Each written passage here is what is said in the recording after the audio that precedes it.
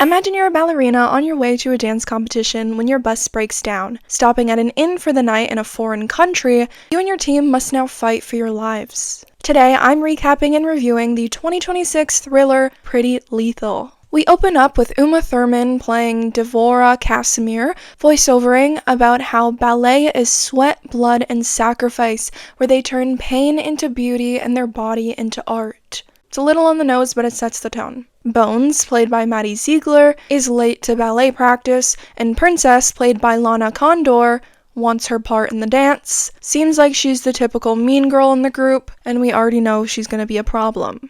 We also meet the religious Grace, played by Avantika, Chloe, who's deaf and played by Millicent Simmons, and Zoe, her sister and interpreter, played by Iris Apatow. This is actually the second thriller I've watched this month with siblings with rhyming names. Weird that it happened twice. I have a video planned for that one too. Princess antagonizes Bones and she punches her and quits.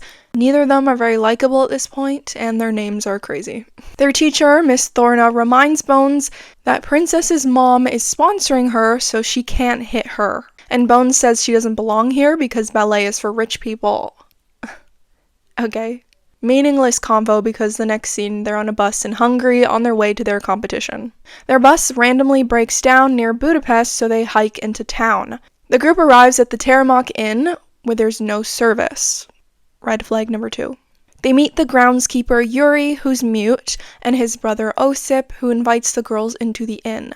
Chloe is immediately interested in the singer Artem. Osip tells Bones about his boss, Devora, who was a prima ballerina before an accident, and the girls change into their tutus while their clothes dry.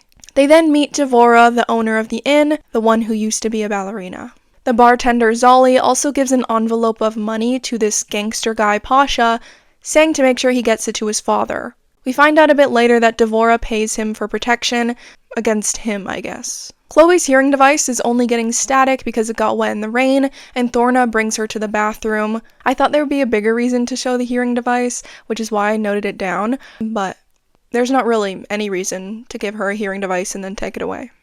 So.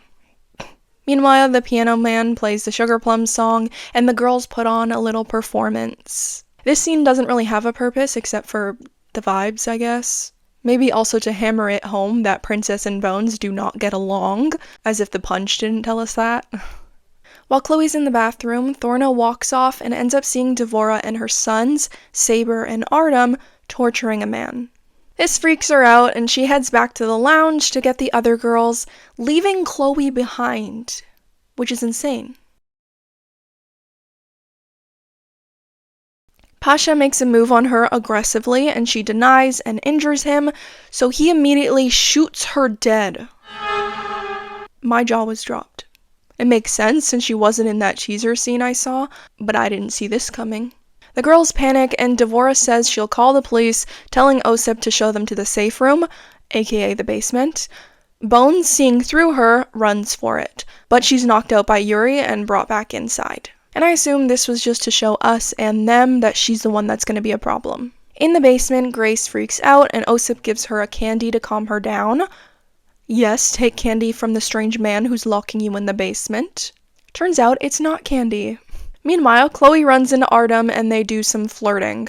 Everyone else is in a horror and this girl's in a romance. Devora chats with Pasha and she wants to be strategic about getting rid of the girls since people might come looking for them. She also threatens him with the video footage of the murder and says she won't be paying his father anymore. Well, Devora's cleaning lady, Sona, questions Grace and Bones. Grace, high on something, spills that nobody's coming for them, so their only leverage is gone. Sona relays this back to Devora and they plan to get rid of the girls. They also find Chloe and Artem making out. Devora removes the bullet from Thorna's head and has Yuri burn the girl's stuff. Bones escapes her ropes and makes Grace throw up whatever she ate, and she catches it. Because God forbid they make a mess on the floor in their dungeon. Osip comes in to assault Grace, but Bones stabs him with her hairpin. Good job. A fight commences and he ends up dead on a spear. Meanwhile, Devora is pissed at the waste of talent, killing 5 prima ballerinas, all because of this Pasha guy. Priorities, man. And her personal torture man, Doctor, shows up to help her clean up the mess. I don't really see his purpose in the plot, though. She really could have had anyone we've met do it. Princess wants to wait for the cops, but Bones says they have to get out or they'll die. And Pasha sends his henchmen to kill them because he wants it to be handled by him. So they head down to the basement while the girls hide. Zoe claims they aren't strong enough to take them, but Bones says they perform sick, hurt, and on bleeding feet with a smile on their face. So they are strong enough. They take some tools from their ballet bags and attack the henchmen, and it turns out being a ballerina is like being a ninja. They're insane fighters. It's very entertaining to watch, even if it isn't super realistic. Grace stabs one guy, and Bones pirouette slices the other one's throat with a blade in her shoe. At least it's creative. Princess goes off alone because she wants to escape while the others want to go back for Chloe. She ends up seeing Doctor cutting up Thorna. Again, something anybody could have done. And she's caught by Saber, but she confuses him by yapping and she gets away. I enjoyed that, it was funny. The other girls find Chloe just chilling in Devora's office and have to drag her out because she wants to wait for Artem. And they wait until they're hiding in the kitchen to tell her that Thorna is dead. Bones also takes a shotgun from Devora's office, and they find Princess in the kitchen. Meanwhile, Devora finds the mess the girls made in the basement and sends all the men in the bar after them. She also tells Pasha his men are dead, and he calls his dad to come pick him up. Daddy, my bodyguards are dead. I need you to come pick me up. So Devora makes a new plan involving a bunch of explosives. The girls find a phone in the kitchen, and Princess tries to call for help, but Saber interrupts. She does get through to the police for a few seconds and tells them they need help at the Terramok Inn before that. So I assumed the cops would show up at some point, but they don't.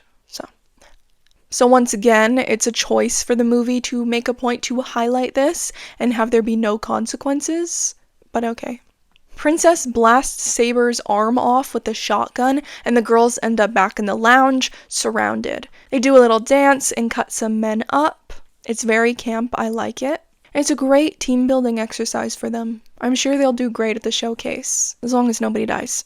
Chloe lets Artem go, and the girls escape through a window. Sona shoots at the girls and accidentally hits Saber. Bones stays back to knock her out, and is left alone with Devora.